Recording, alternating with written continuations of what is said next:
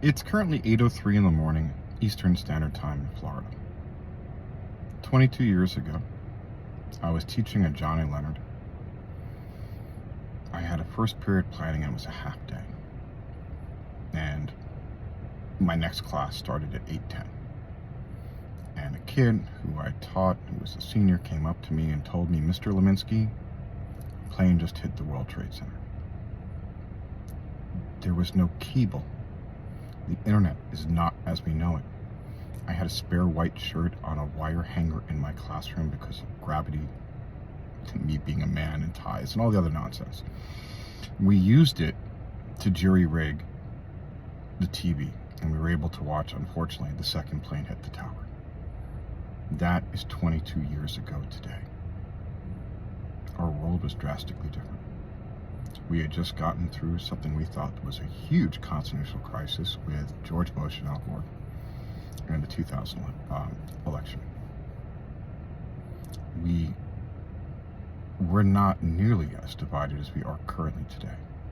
And Americans came out to support Americans. And American flags were being waved by Democrats, Republicans, and independents.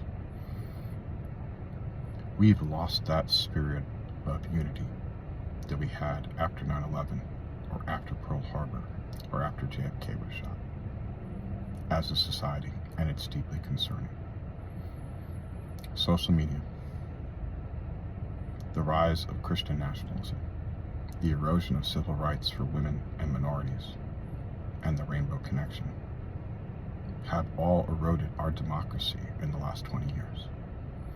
And the election of a game show host who allowed the worst aspects of our society to feel okay with being racist and repugnant really hurt us. And then in 2016, when he was elected, he had the ability to put on 3 Supreme Court justices. And we are now living in the world where Donald Trump has chosen 3 of the 9 Supreme Court justices, this charlatan, this racist, this sexual assaulter.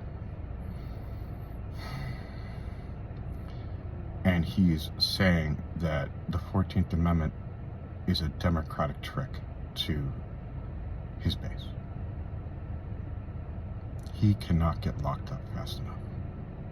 They cannot go after all of his cohorts in Congress and the Senate quickly enough.